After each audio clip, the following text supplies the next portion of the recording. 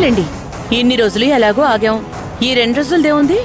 మేము అనుకున్నట్టు ఆ ఆస్తి మా చేతికొస్తే చాలు.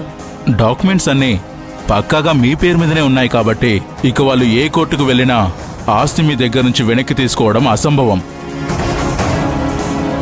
ఒక 2 రోజులు ఓపిక పట్టండి చాలు.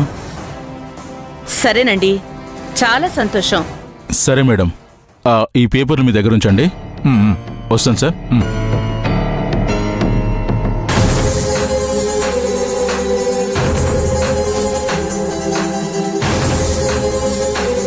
ఏంటి, మీ ఆస్తి నా ఆస్తి అయిపోయింది, ఇక నాతో పనే ఉంది? మనుషులేనా మీరు? అవతల మా అన్నయ్య కనిపించక ఆయన ఏమైపోయాడో అర్థం కాక మా కుటుంబం అంతా అల్లాడిపోతుంటే ఇప్పుడు మిగిలిన ఇల్లును కూడా లాగేసుకొని నిలువు నీడ లేకుండా చేయాలని చూస్తున్నారా మీరు? మీ కష్టాలతో నాకెందుకు? నాకు కావాల్సింది నా ఆస్తి. నా ఆస్తిని నేను తీసుకున్నాను.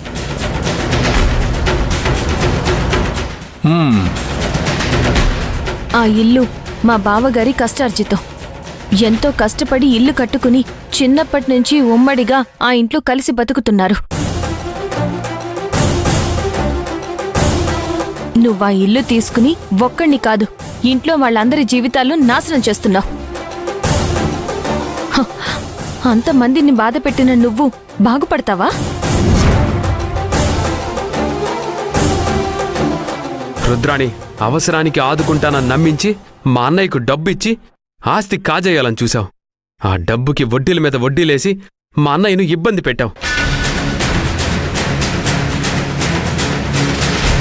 అయినా మా అన్నయ్య డబ్బుని తీసుకొస్తున్నాడని తెలిసి ఆస్తి కోసం చివరికి మా అన్నయ్యనే కనిపించకుండా చేశావు. అది చాలక ఇప్పుడున్న ఒక్కింటిని కూడా లాగేసుకుంటున్నావు.